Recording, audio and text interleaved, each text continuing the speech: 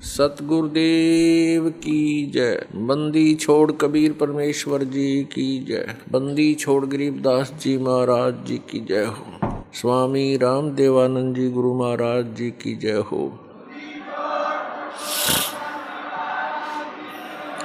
गरीब नमो नमो सतपुरुष को नमस्कार गुरु की नहीं। सुर नर मुनि जन साधुआं संतों सर्वसदी नहीं। सतगुरु साहेब संत सब डंडो तुम प्रणाम।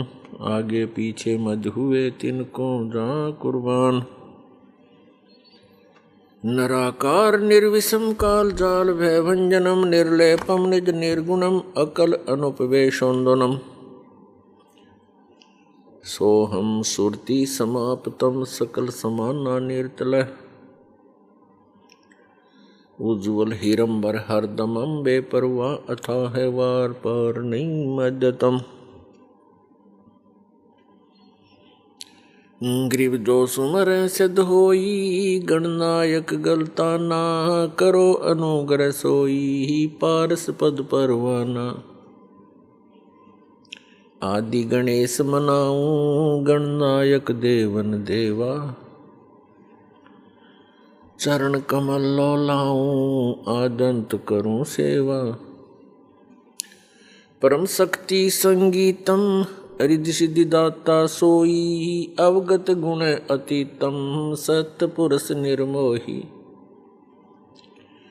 जगदम्बा जगदीशम मंगल रूप मुरारी।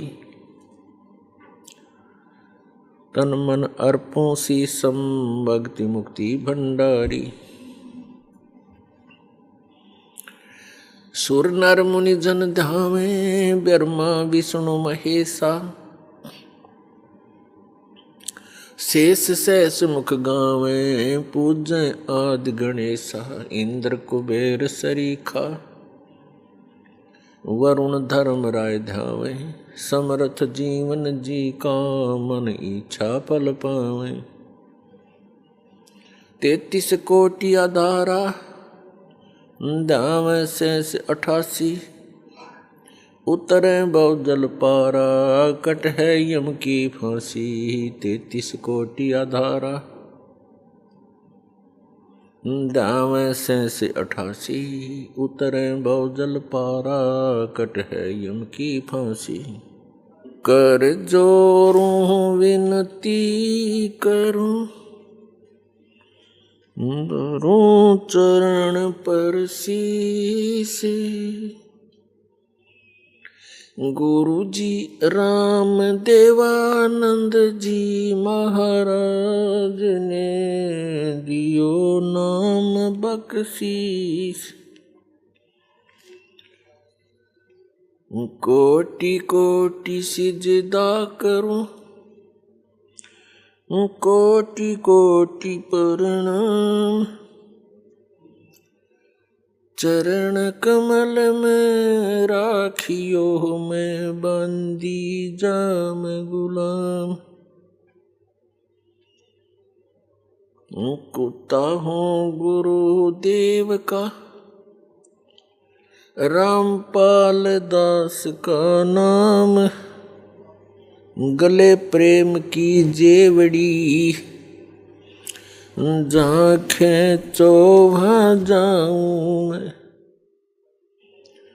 तो करो तो बावड़ो दूर दूर करो तो जाऊं। जो राखो त्यों ही रहूं जो देवो सो खाऊं। जय इब के सतगुरु मिले सब दुख आँखों रोए। चरणों ऊपर शीश धरूं कहूँ जो कहनियो। कबीर साईं मिलेंगे पूछेंगे कुशलात आदि अंत की सब कहूँ अपने दिल की बात। गुरु जी तुम ना भूलियो, चाहे लाख लोग मिल जाएं, हम जैसे तुमको बहुत हैं, तुम जैसे हमको नहीं। तुमरे विसारे क्या बने, मैं किसकी शरण में जाऊं। शिव ब्रंच मुनि नारदा, तिनके हृदय ना समाऊं। अवगुण किए तो बहुत किए, करत न मानी हार। बावे बंदा बख्श दियो, बावे गर्दन उतार। अब गुण मेरे बाप जी, बख्शो गरीब निवाज।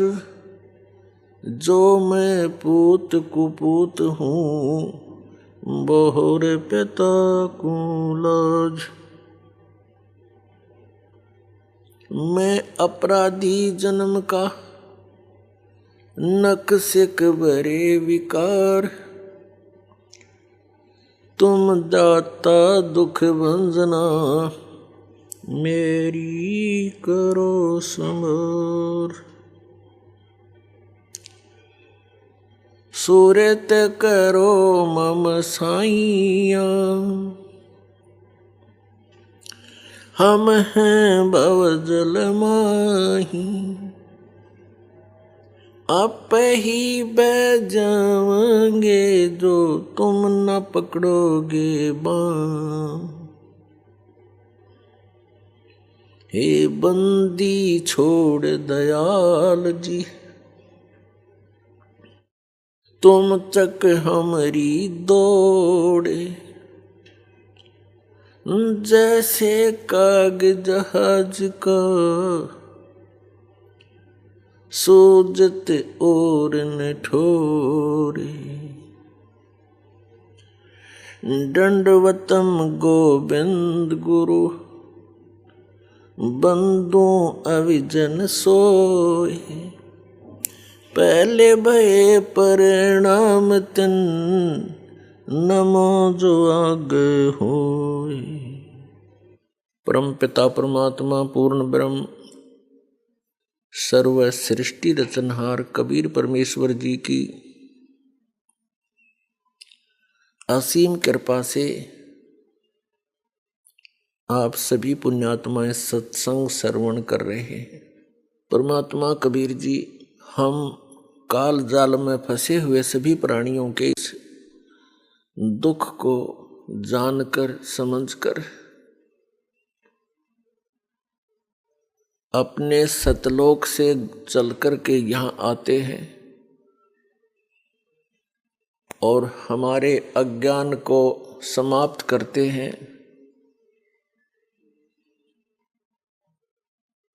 हमें ये बताने की चेष्टा करते हैं कि तुम सभी प्राणी ऐसे स्थान से आए हुए हो जहाँ पर किसी वस्तु की कमी नहीं, किसी वस्तु का वहाँ पर अभाव नहीं। वहाँ कोई दुख नहीं, वहाँ पर वृद्ध अवस्था नहीं, सृष्टि ऐसी ही है, शरीर आपके ज्यों के त्यों हैं। वहाँ जो आपको शरीर प्राप्त था वो सभी रोग रहित, वृद्ध अवस्था उसमें नहीं होती, वहाँ मृत्यु नहीं होती। उस स्थान को आप अपनी गलती के कारण छोड़ आए। अब आप यहाँ पर ये दंड भोग रहे हो, सजा भोग रहे हो, और यहाँ पर आप जी ने इन दुखों को ही सुख मान लिया। यदि किसी को अधिक दुख है और उससे कुछ कम दुख को हमने सुख समझ लिया, और यहां पर सुख नाम की वस्तु नहीं है, आपने सुख देखा ही नहीं है, इसलिए इन्हीं अटकलबाजियों में आप सुख मान रहे हो। कैसे? जो निर्धन है वो सोचता है धनवान सुखी, ये कार और कोठियों में निवास करता है, सफर करता है। अब धनवान को स्वप्न में भी सुख नहीं होता। धनवान समझता है, धनी व्यक्ति सोचता है कि राजा लोग सुखी होंगे, ये राजा लोग सुखी हैं। राजा सुखी हो ही नहीं सकता। विचार की बात है, जैसे एक परिवार का मुखिया अपने 4-5 सदस्यों की व्यवस्था में कितनी टेंशन लिए फिरता है। किसी को बीमारी है, किसी का विवाह नहीं हुआ, किसी का विवाह हो गया तो बालक नहीं, और 100 समस्याएं उसकी जान को बनी रहती हैं। राजा एक बहुत बड़े अक्षेत्र का मुखिया होता है। इससे खूब आसानी से अंदाजा लगाया जा सकता है वो कितना सुखी हो सकता है। स्वप्न में भी सुख नहीं उस व्यक्ति को जो राजा बना हुआ है। ठीक है, अपनी घूटी सूटी लाकर रात काट लेता होगा, घंटे 2 घंटे पड़ जा पी कर शराब, सुख नहीं है। हाँ, उस व्यक्ति को जो परमात्मा से जुड़ा हुआ है, कबीर परमेश्वर की भक्ति करता है, वो चाहे निर्धन है, चाहे धनवान है, चाहे राजा भी क्यों ना बना हो, वो भगवान से डरने वाला, परमात्मा उसका साथी होता है। उसके ऊपर आने वाली आपदाओं को तुरंत निवारण करता है, क्योंकि कबीर परमात्मा वो सुख सागर हैं जो अपने बच्चों का दुख देख नहीं सकते। और जब तक हम इस परमेश्वर की शरण में नहीं आते हैं तो हम अन्य उपासनाएं जो करते हैं वो हमें अपने प्रारब्ध में आने वाली आपदाओं से नहीं बचा सकते। उन साधनाओं से आपको अन्य लाभ तो हो सकते हैं, लेकिन आपके कर्म के दंड में वो परिवर्तन नहीं कर सकते। एक कबीर परमात्मा परम अक्षर ब्रह्म को छोड़कर अन्य जितने भी प्रभु हैं, स्वामी हैं, वो आपको जैसा कर्म किया है वो ही प्रदान कर सकते हैं, उसमें परिवर्तन नहीं कर सकते। तो वो भक्ति हमारे लिए यूजलेस है। हमारे प्रारब्ध में, हमारे संस्कार में, पुण्यों में, इस जीवन के सफर में कोई ऐसा भयंकर घटना, दुर्घटना हो और वो टले नहीं, वो दुर्घटना जब घट जाएगी और कोई ऐसी घटना हो जो इस आदमी का मनोबल तोड़ देती है, फिर वो भक्ति भी नहीं करता, छोड़ देता भक्ति को। और परमात्मा कबीर जी आप पर आने वाले आपके प्रारब्ध के संस्कारों को बदल देता है। जब हमारे ऊपर कोई आपदा आ जाती है और हमें पता है कि इसका कोई निवारण इस पृथ्वी पर नहीं है, और फिर वो ठीक हो जाता है, उसका समाधान हो जाता है इस भक्ति से, तो हमारी आस्था भगवान में दृढ़ होती है और तभी हम भक्ति कर सकते हैं। पुण्यात्मा, हम ऐसे लोक से आए हैं जहाँ कोई कष्ट नहीं था, कोई दुख नहीं था, मृत्यु नहीं थी और वृद्ध अवस्था नहीं थी। कोई भी वृद्ध अवस्था पसंद नहीं करता। 60-70 वर्ष के हो जाते हैं राजनेता, अभिनेता, और अपनी सकीन को भी टाइट करवाते हैं देश विदेश में जाके। 2 साल के बाद फिर सिकुड़ेगी बात है, कितना करवाओगे इसने सेटिंग, और फिर मृत्यु डेफिनेट। आप सारा जीवन लगाते हो अपने मकान के बनाने में, और परिवार के पोषण में संतान होती है, संतान के फिर संतान होती है। हम बड़े खुश होकर रहते हैं, उनके साथ सीने से लगाते हैं, प्यार करते हैं, अच्छी बात है। और 1 मिनट में ना जाने उन प्यारे बच्चों की मृत्यु हो जाए या स्वयं की हो जाती है तो खाक है ये जीवन। किस चीज पर आप आस लगाए बैठे हो? यदि हमारी मृत्यु ना हो तो हम इतने ढीठ हो चुके हैं, इन दुखों को हम कोई परवाह नहीं करते, बेशक आई रो आपदाएं हमारे ऊपर, लेकिन मृत्यु भी डेफिनेट। तो इसकी तरफ थोड़ा सा ध्यान देना पड़ेगा आप जीने पे। असंख्य जन्म हो गए आपने यही परिवार पोषण करते और यही बंगले और कोठी और फैक्ट्री लाते और बनाते, आप ही चले जाते हो, ये यहीं रह जाती है। और फिर आप बने हो कहीं गधे और कोठी खड़ी है कहीं दूर।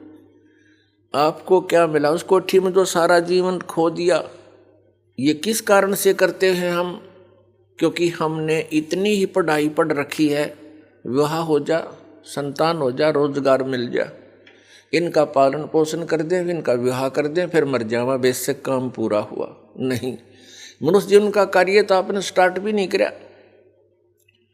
मनुष्य जीवन का जो काम था वो तो आपने प्रारंभ भी नहीं किया।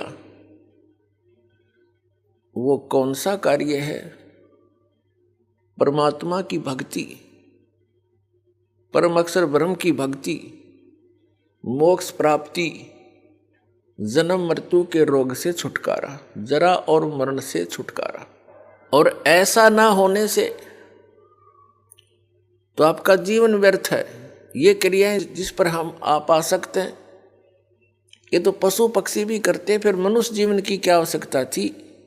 इसमें कितनी सद्बुद्धि दी है, कैसे हाथ पैर दिए हैं, बुद्धि दी भगवान ने कि यहाँ पर आपदाएं तो आएंगी ही आएंगी। जैसे वर्षा घनी होगी, सर्दी गर्मी भी आती है, तूफान भी आते हैं। इनसे बचने के लिए अपनी कोई झोंपड़ी कुटिया अवश्य बनानी चाहिए। गर्मी सर्दी से बचने के लिए वस्त्रों की, लज्जा शर्म भी बनाए रखने के लिए वस्त्रों की आवश्यकता है, वो भी आपको सद्बुद्धि दे दी। तो पुण्यात्माओं, जो मानव शरीर आपको प्राप्त है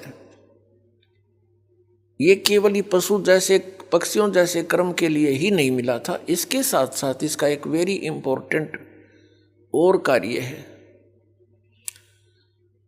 वो जन्म मृत्यु के रोग से छुटकारा पाना। अब जन्म मृत्यु के रोग से छूटने का जो साधना थी, उपाय था, वो अभी तक हमें प्राप्त नहीं हुआ, जिस कारण से हमने इस जन्म और मरण के विधान को फाइनल मान लिया। ज्यादा से ज्यादा कोई साधना साधक करता है वो स्वर्ग तक अपनी बुद्धि सेट करे बैठा था, चाहे वो किसी धर्म मजहब का क्यों ना हो। और स्वर्ग क्या है? स्वर्ग में गया हुआ प्राणी अपने पुण्यों को समाप्त करके पुनः फिर पृथ्वी पर आ जाता है अपने संस्कार भोगने के लिए। चाहे मनुष्य जीवन भी प्राप्त हो सकता है और अन्य प्राणियों के शरीरों में भी कष्ट आप जी को उठाना पड़ता है। स्वर्ग क्या है? स्वर्ग एक रेस्टोरेंट है, होटल है।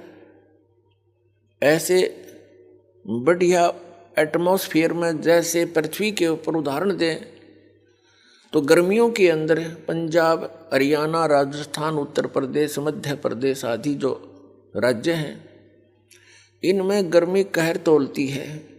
अप्रैल से शुरू हो जाती है और जून तक, जुलाई तक फिर वर्षा हो जाती है, थोड़ा सा एटमॉस्फेयर ठीक हो जाता है। तो इन 3-4 महीनों में गर्मी से बचने के लिए कोई सेठ साहूकार व्यक्ति धनी शिमला, कुल्लू, मनाली, हिली स्टेशन पर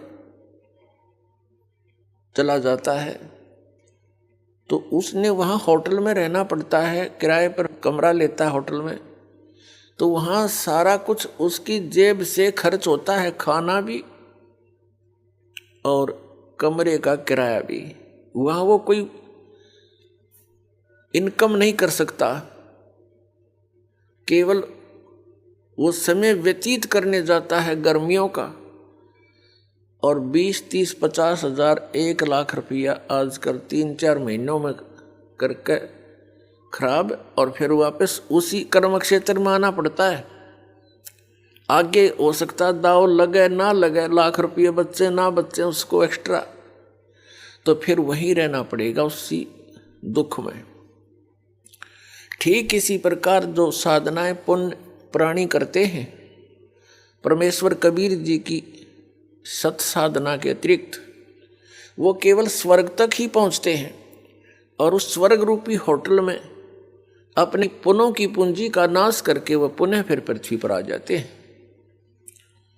और ये प्रोसीजर, ये प्रोसेस असंख्य जन्मों से आप प्राप्त कर रहे हो, इसी के अंदर आप लिप्त हैं। पहले तो इस मार्ग को बताने वाला हमें मिला नहीं कि इस स्वर्ग से भी आगे कोई ऐसा स्थान है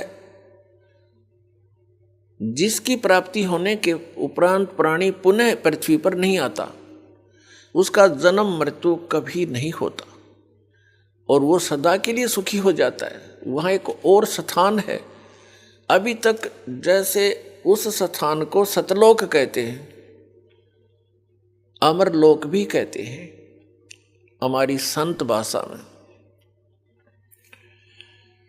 उस परमेश्वर ने जो वहाँ का मालिक है, हम सबका कंट्रोलर है, सबका जनक है, सबका परमात्मा है कबीर जी, उसने स्वयं आकर के उस स्थान की जानकारी हमें दी है कि तुम यहाँ के रहने वाले नहीं हो और आप यहाँ केवल अपनी यातनाएं भोग रहे हो इस पृथ्वी पर। आप सतलोक के वासी हो, वहाँ रहा करते थे, आपके सारे मकान जो के तो वहाँ पर विद्यमान है,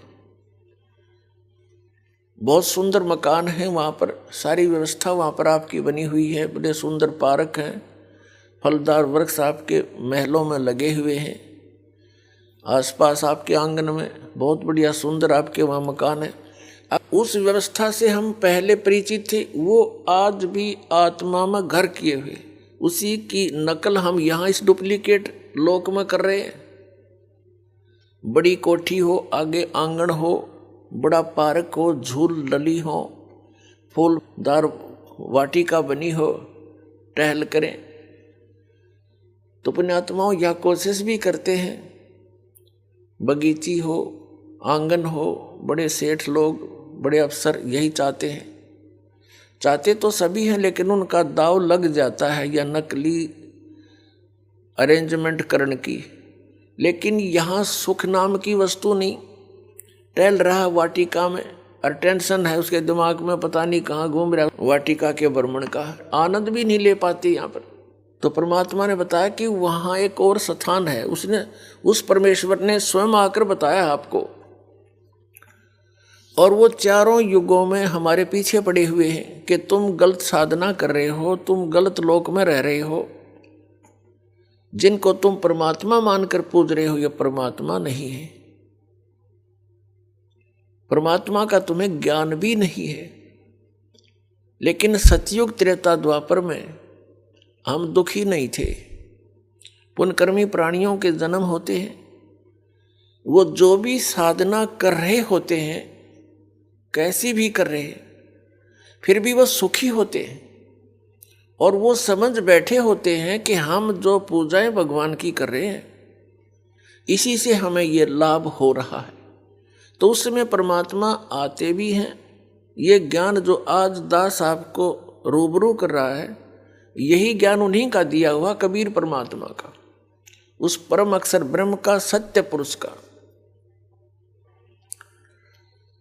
तो उस समय हम नहीं सुनते उनकी इस बात को, क्योंकि हम सभी पुण्यकर्मी प्राणी सतयुग त्रेता द्वापर तक जन्म लेते रहते हैं और हमारे पूर्व संस्कार से हम स्वस्थ भी होते हैं, सब सुविधाएं भी उपलब्ध होती हैं, बच्चे भी स्वस्थ होते हैं, दीर्घायु होती है।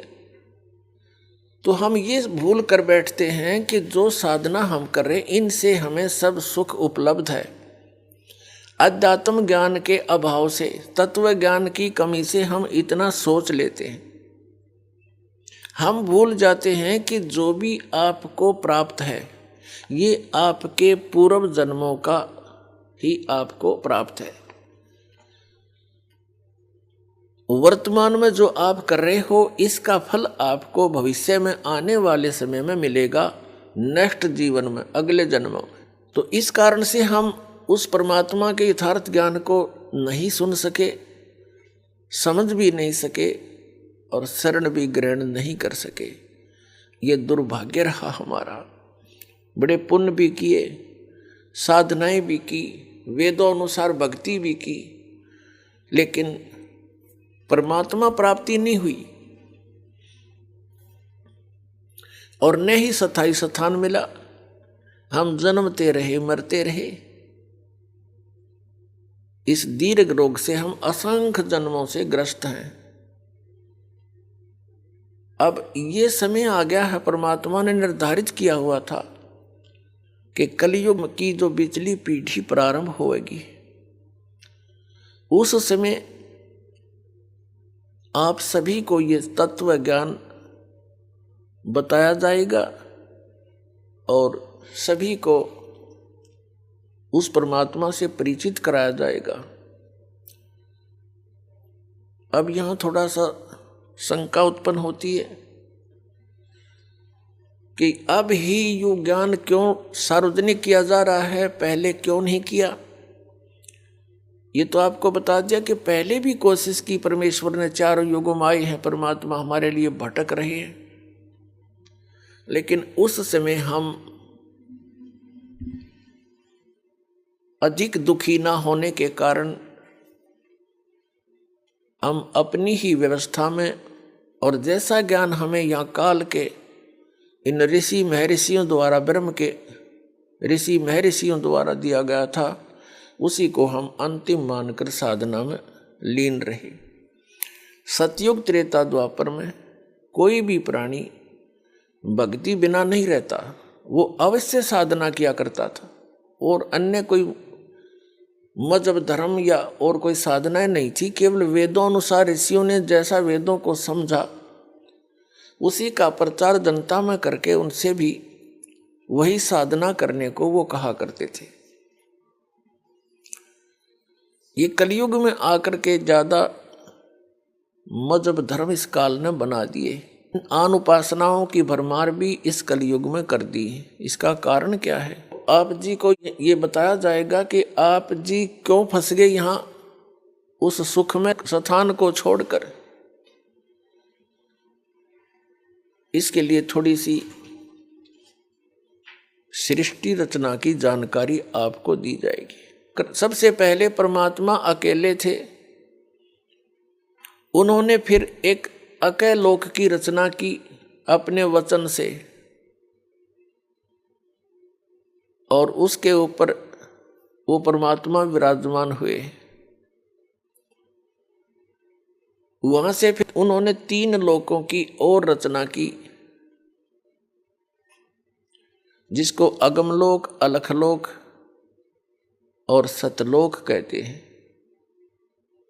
और चारों के चारों लोकों में परमात्मा अन्य रूप धारण करके सिंहासन अपने वचन से निर्मित करके उसके ऊपर एक राजा के समान विराजमान हुए। प्रत्येक लोक में परमात्मा ऐसे विराजमान है, सिर पर मुकुट है राजा के समान, और ऊपर छतर है, बहुत बड़ा आलीशान एक बहुत सुंदर गोल आकार का गुंबज बना हुआ है, उसके बीच में सेंटर में मालिक बैठे हैं। सतलोक के अंदर आकर परमात्मा ने अपने वचन से सभी द्वीप और मान सरोवर की रचना कर दी। उसके बाद परमात्मा ने 16 वचन उच्चारण किए, 16 वचनों से 16 पुत्रों की उत्पत्ति की वचन से। प्रत्येक को एक एक द्वीप में रहने को कह दिया। कुछ समय के उपरांत परमेश्वर सत्य पुरुष यानी कबीर जी ने अपने पुत्र अचिंत से कहा कि आप आगे की रचना रचिए, अचिंत ने अपने वचन से एक व्यक्ति उत्पन्न किया, युवा लड़का, उसका नाम रखा अक्षर पुरुष। अक्षर पुरुष मान सरोवर के अंदर एक बहुत बड़ा अमृत का भरा हुआ सरोवर है, तालाब है। उस तालाब में जाकर स्नान करने के लिए गया था, वहां पर वो निंद्रा आ गई, उसमें गहरे जाकर सो गया। वहां पर श्वासों से शरीर नहीं है सतलोक के अंदर। काफी समय ऐसे ही बीत गया। उसके बाद परमात्मा ने, सत्य पुरुष ने स्वयं ही सृष्टि रचना की।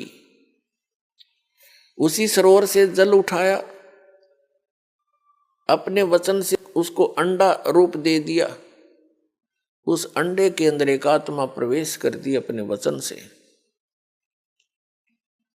उस अंडे को उस मानसरोवर में छोड़ दिया।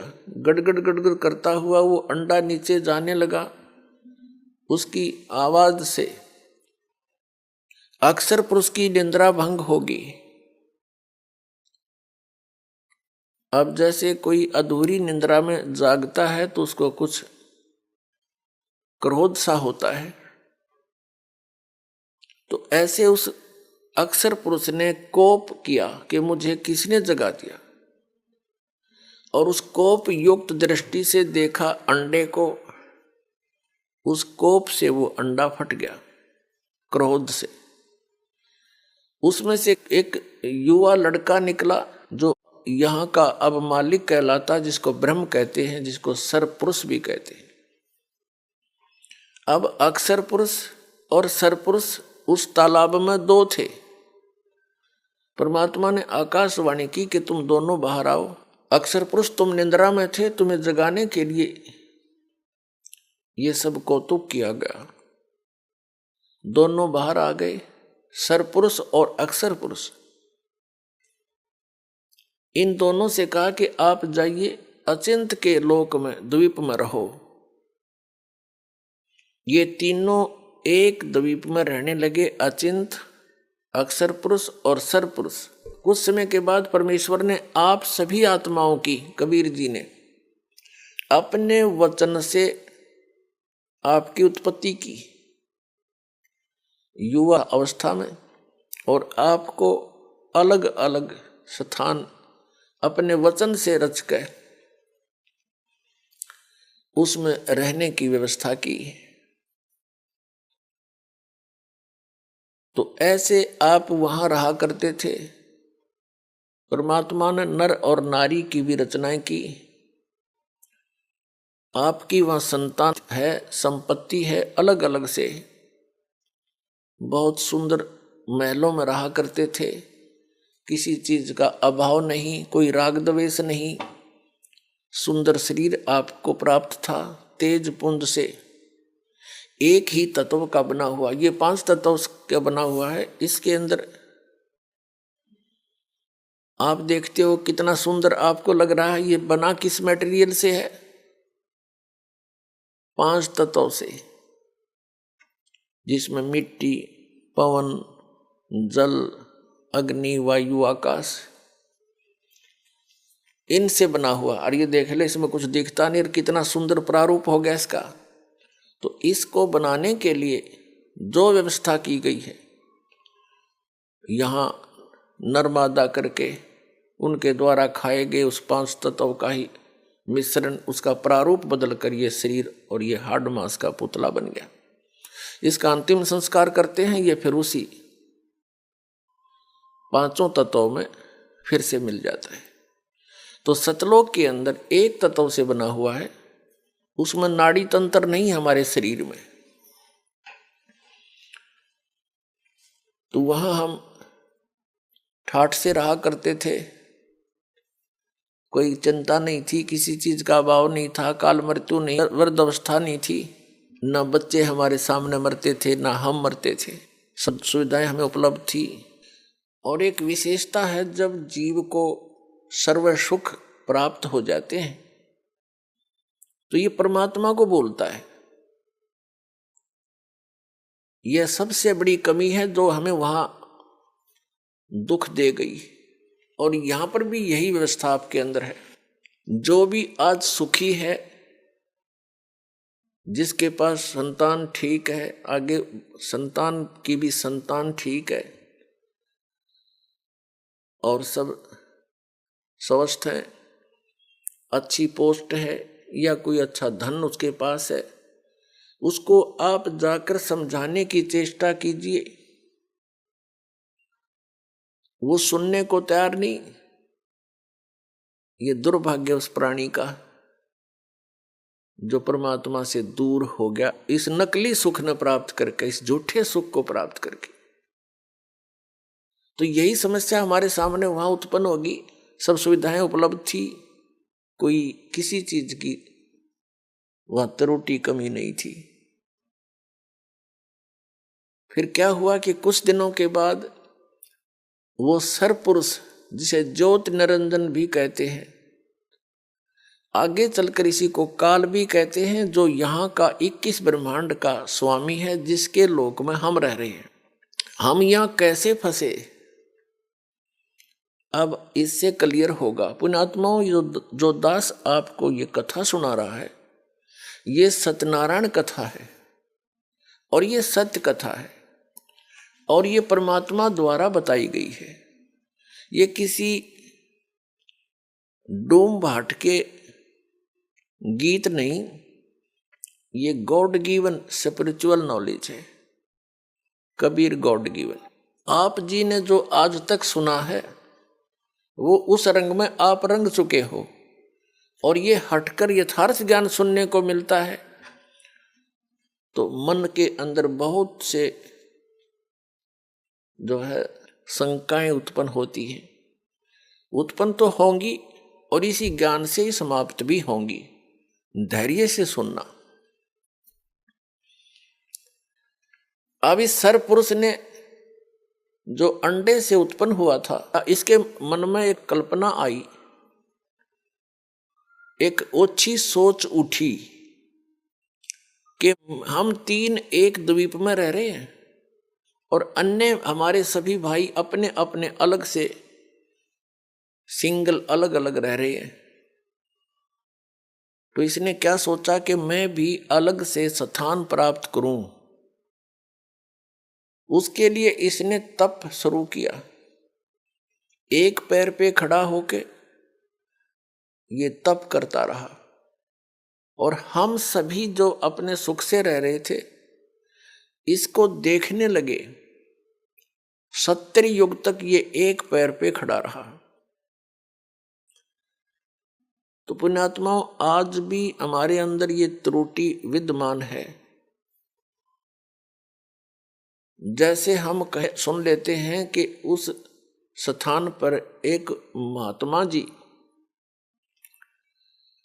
2 वर्ष से खड़े हैं, बैठते नहीं हैं, तो गांव वाले तो सारे देखने जाएं और दूसरा भी जो भी सुने वो अवश्य जा देखने के लिए। 2 साल से खड़ा है, 2 वर्ष से खड़ा है, बैठता ही नहीं।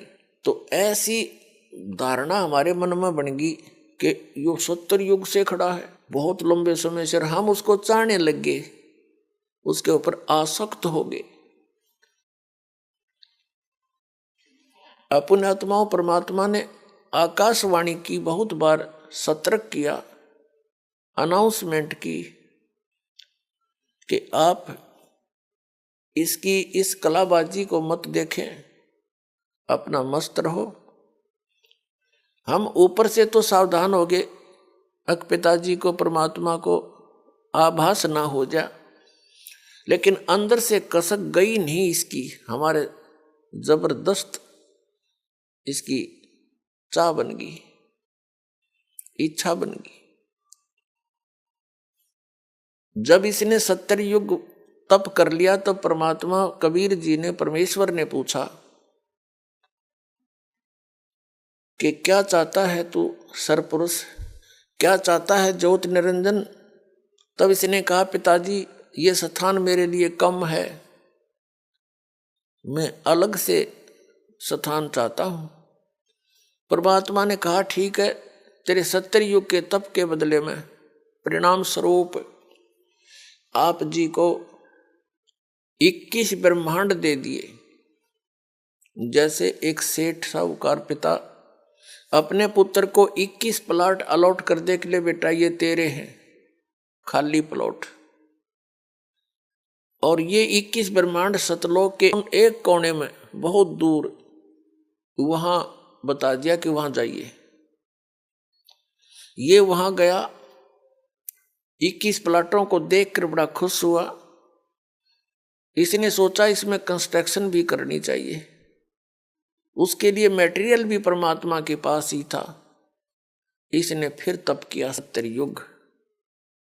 तब परमेश्वर कबीर जी ने परम अक्षर ब्रह्म ने पूछा, क्या चाहता है ज्योति निरंजन, ए सरपुरुष, अब किस चीज की आवश्यकता है तुझे, तू क्यों हठ कर रहा है।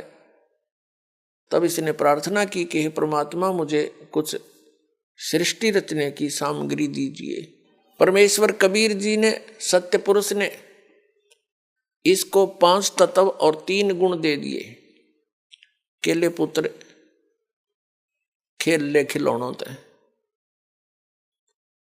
इनको पाकर के इसने खूब खुशी मनाई। फिर सोचा कि इसमें कंस्ट्रक्शन भी कर लूंगा,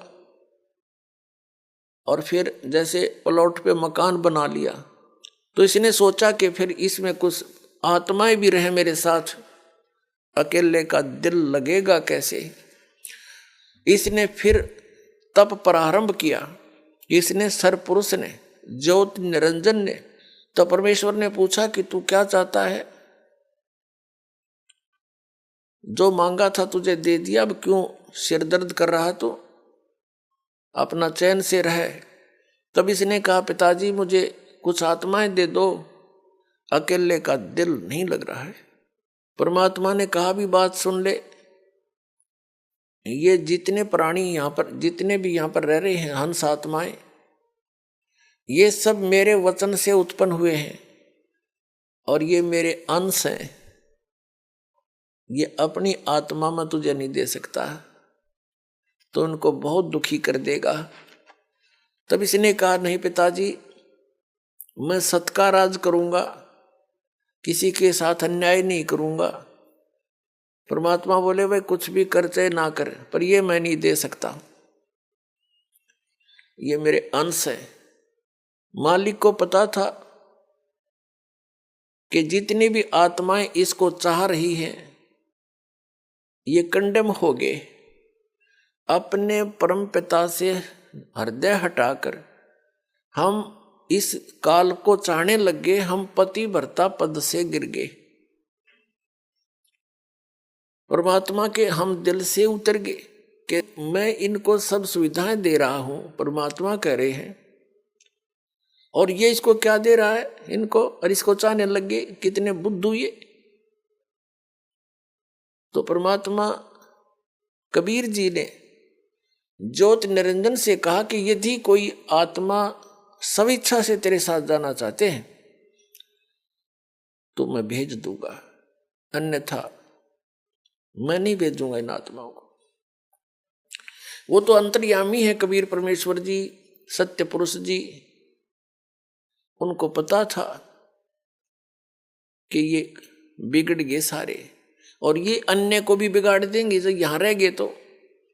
जैसे एक सेब विक्रेता होता है, उसको वो सेब कितनी प्रिय होती है, और किसी सेब का कोई दाग लग जाता है, खराब हो जाती है, तो उसका जी तो बड़ा दुख पाता है, दिल बड़ा दुखता है। उस सेब को उन स्वस्थ सेबों से हटाकर दूर रखने में और कूड़े में फेंकनी पड़ती है उसको, लास्ट में सूअर खाया करें फिर उसको। यदि वो उसके रख ले उस सेब को, तो अन्य का विनाश कर दे वो। तो यही दशा आप जी हम सभी की वहां होगी थी। हम परमात्मा के कितने प्रिय थे, फिर भी हमारे को यहां फेंकना अनिवार्य समझा कि ये औरों ने भी खराब करेंगी। हम अपने पैर पे कुवाड़ा आप मार के आए हैं यहाँ पर। ये सत्कर मान लियो पुण्यात्माओं, ये कोई डूम बाट के गीत नहीं है। या जिस दिन तुम्हारे बात या सत्य कथा हृदय में समा जाएगी उस दिन आप सतलोक के वासी हो जाओगे। ये विश्वास होना ही कठिन है। तो परमात्मा ने कहा कि इनसे पूछ ले, जो तेरे साथ जाना चाहता हूं मैं भेज दूंगा। तो पुण्यात्मा, वो ज्योति निरंजन हमारे पास आया। हम तो पहले उसको चाह रहे थे, उसके आते ही चारों तरफ खड़े हो गए।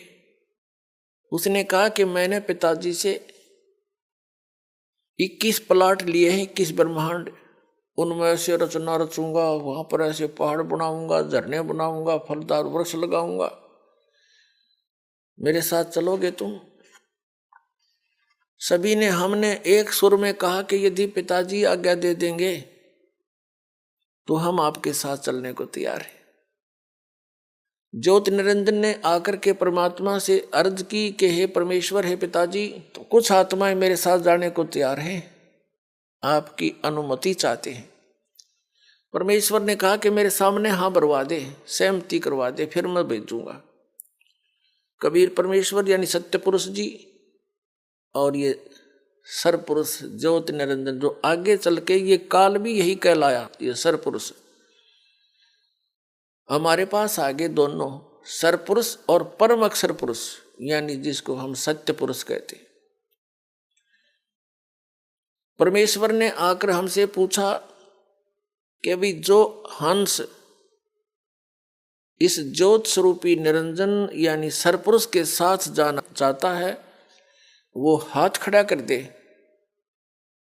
अब पिताजी के सामने, क्योंकि जिसने पहले हमें कहा था कि इसके ऊपर आसक्त मत होना, कर्म बिगड़ जाएंगे तुम्हारे, तो नहीं हिम्मत पड़ी अपने मन की भावना को सार्वजनिक करने की।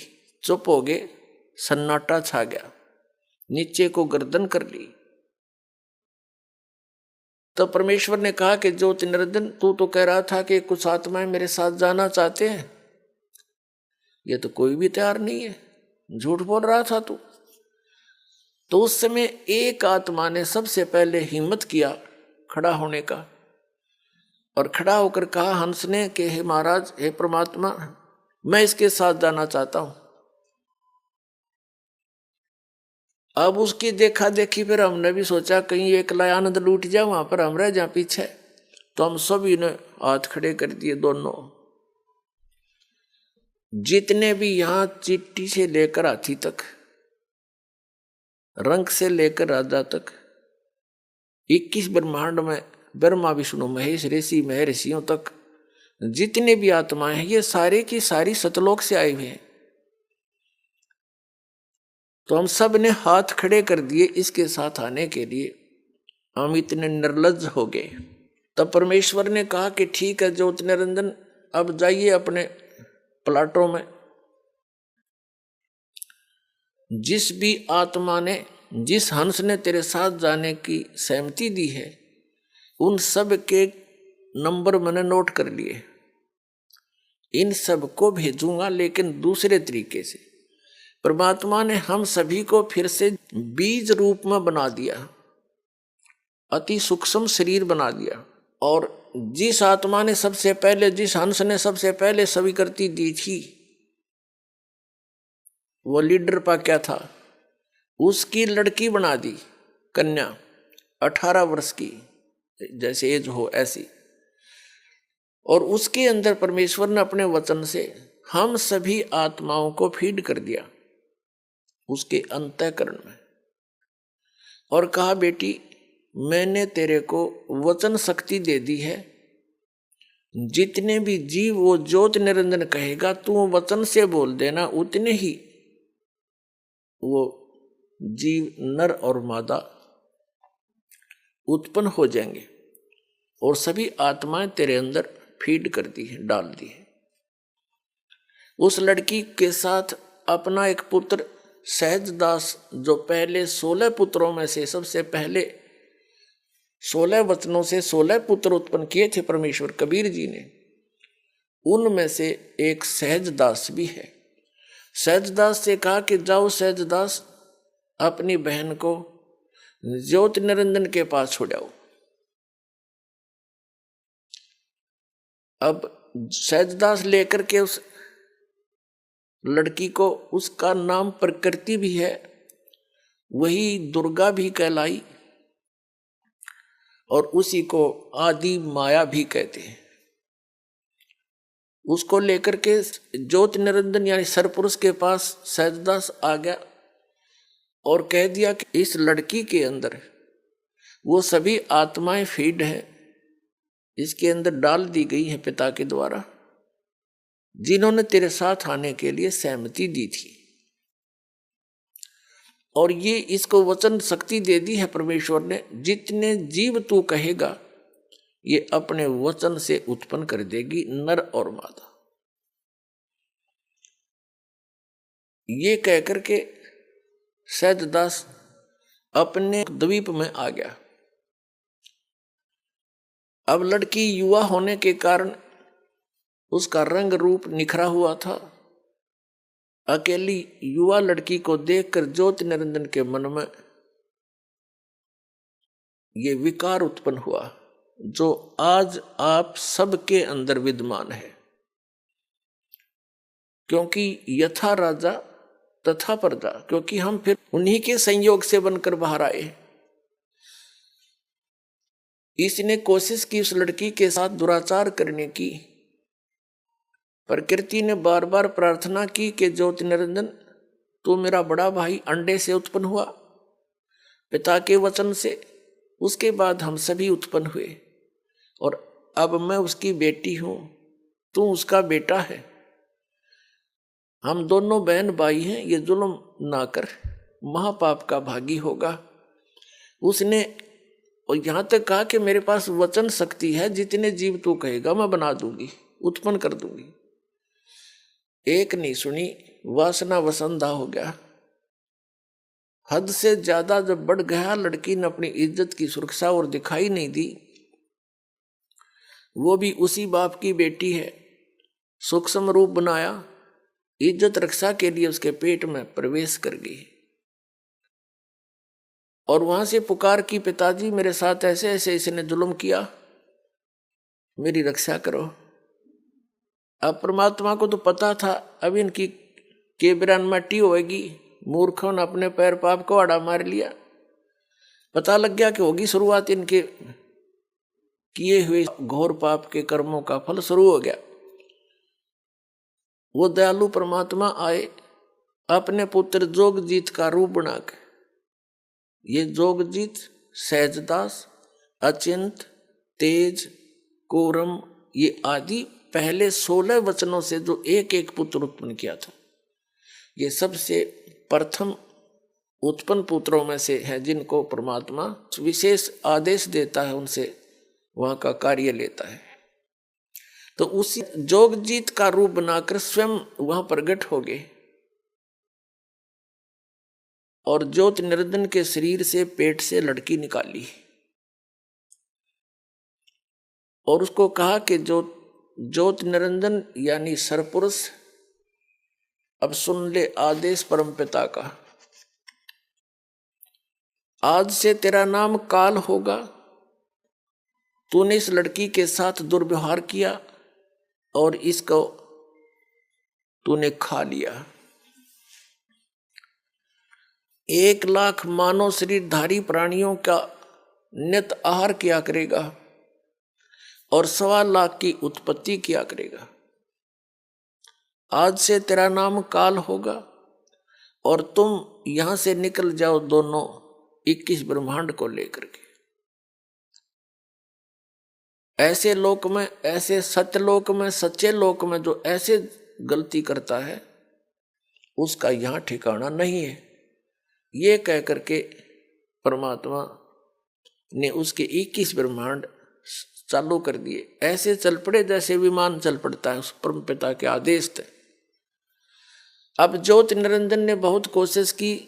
अब उस ज्योति निरंजन ने जोगजीत अपना बड़ा भाई समझकर विनय बहुत किया कि मुझे अक्षमा करवा दे पिताजी से, कहकर फिर से गलती नहीं करूंगा। तब जोगजीत ने कहा कि निकल जा बस, अब तू, ज्यादा समय नहीं तेरे लिए। अब वहां से चलकर ये 21 ब्रह्मांड उस सतलोक से 16 शंख कोश की दूरी पर आगे, एक कोस लगभग 3 किलोमीटर के आसपास होता है। और यहां आकर के ये चक्कर काटने लगे। इस काल ने क्या कर रखा है, 5 ब्रह्मांडों का एक ग्रुप बना रखा है। ऐसे ऐसे 4 महाब्रह्मांड बना रखे हैं जिसमें 5-5 ब्रह्मांड रोक रखे, और एक ब्रह्मांड जो बहुत बड़ा क्षेत्र है उसने अपने निज स्थान के लिए अलग रखा है। और प्रत्येक ब्रह्मांड के अंदर सबसे ऊपर के स्थान पर इस काल ने अपनी अलग से राजधानी नियोजित की हुई है, बनाई हुई है। अब जब ये वहां से चलकर आगे इतनी दूरी पर ज्योति निरंजन ने फिर वही दुराचार प्रारंभ किया उस दुर्गा के साथ। दुर्गा ने कहा कि ज्योति निरंजन जुल्म ना करे, पहले तो मैं तेरी बड़ी बहन, अब मैं तेरे पेट से बाहर आएगी निकल कर तेरी बेटी होगी, तो कोई से नाते की तो लज्जा रख ले, वह तुझे यहाँ जीव चाहिए मैं उत्पन्न कर दूंगी। लेकिन इसने एक नहीं सुनी, अपने ही नख रेखा से, नख नाखूनों से, क्योंकि ये वचन शक्ति जो होती है अध्यात्म, ये बहुत बड़ी प्रबल होती है। इसको हम भौतिक विज्ञान से नहीं तोल सकते, उससे नापने की भी चेष्टा नहीं करनी चाहिए। ऐसे कैसे हो गया, ऐसे कैसे हो गया। तो इसने अपने नाखूनों से, वो परमात्मा ने क्या किया था कि उस लड़की के प्रजनन इंद्रिय नहीं लगाई थी, और लड़की इसलिए बनाया था कि इसकी नीयत और देख लूं वो कितना बढ़िया आदमी है। तो वो तो एक आने का नहीं पाया, युवा लड़की के ऊपर आसक्त हुआ, फिर वो नीचे आगे। तब इस काल ने ज्योति निरंजन अपने नाखूनों से अभद्र तरीके से और आध्यात्मिक शक्ति से लड़की को प्रजनन इंद्रिय लगाई। फिर इसने विलास किया, 3 बच्चों की उत्पत्ति की। पुण्यात्माओं, जैसे आध्यात्मिक शक्ति को भौतिक विज्ञान से हम नहीं नाप सकते, और इस कारण से हम इसको नकारा नहीं कर सकते, ना करना चाहिए। यदि आपने अध्यात्म मार्ग में आगे बढ़ना है तो अध्यात्म मार्ग में जिसको हम इम्पॉसिबल कहते हैं वो इम्पॉसिबल नहीं होता। जैसे अगस्त ऋषि ने इन 7 समुद्रों को एक ही घूंट में, एक चुल्लू में यूं उठाया था और पान कर गया, सारे सूख गए थे। तो आज की भौतिक विज्ञान इस बात को मान सकती है, वो ना मानने ना मानने दे, पर यदि आपने इस भक्ति मार्ग पर आगे बढ़ना, ये सारी सच्ची समझना। तो उसने क्या किया, पुण्यात्माओं, अब काल ने क्या कहा कि अब मेरा कौन क्या बिगाड़ेगा। अब जो सजा मुझे मिलनी थी मिल गई, मनमानी करूंगा, सब तरह से उसको डरा धमका दिया। अब दुर्गा को और कोई विकल्प दिखाई नहीं दिया,